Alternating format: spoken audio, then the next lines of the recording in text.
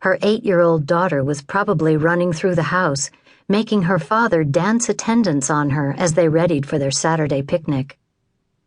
"Your daughter is a tyrant," Antoine said, appearing in the doorway. He walked toward her, his pomaded hair glinting black in the sunlight. He'd been working on his furniture this morning, sanding a chair that was already as soft as satin, and a fine layer of wood dust peppered his face and shoulders. He was a big man, tall and broad-shouldered, with a rough face and a dark stubble that took constant effort to keep from becoming a beard. He slipped an arm around her and pulled her close. "I love you, Vi." "I love you too." It was the truest fact of her world. She loved everything about this man, his smile, the way he mumbled in his sleep and laughed after a sneeze, and sang opera in the shower. She'd fallen in love with him 15 years ago, on the school play yard, before she'd even known what love was. He was her first everything. First kiss, first love, first lover. Before him, she'd been a skinny, awkward, anxious girl, given to stuttering when she got scared, which was often. A motherless girl.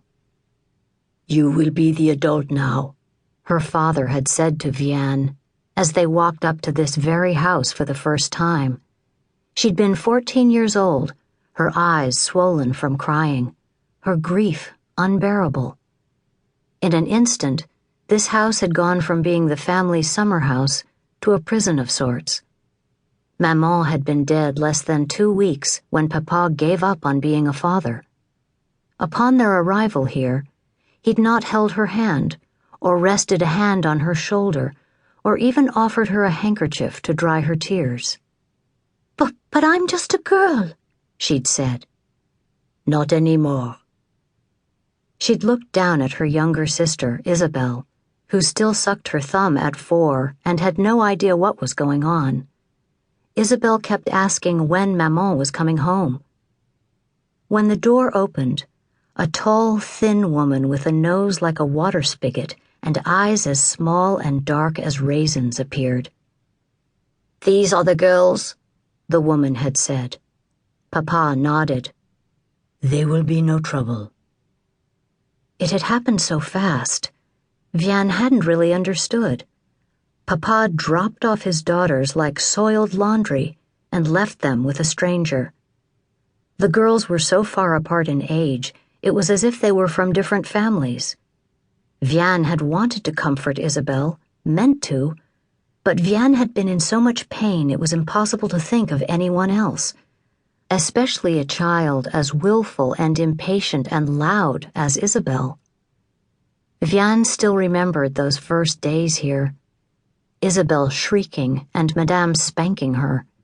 Vianne had pleaded with her sister, saying again and again, "Mon Dieu, Isabelle, quit screeching. Just do as she bids." But even at 4, Isabelle had been unmanageable. Vianne had been undone by all of it, the grief for her dead mother, the pain of her father's abandonment, the sudden change in their circumstances, and Isabelle's cloying, needy loneliness. It was Antoine who'd saved Vianne. That first summer after Maman's death, the two of them had become inseparable. With him, Vianne had found an escape. By the time she was 16, she was pregnant. At 17, she was married and the mistress of Le Jardin. 2 months later, she had a miscarriage and she lost herself for a while. There was no other way to put it. She'd crawled into her grief and cocooned it around her, unable to care about anyone or anything, certainly not a needy, wailing 4-year-old sister.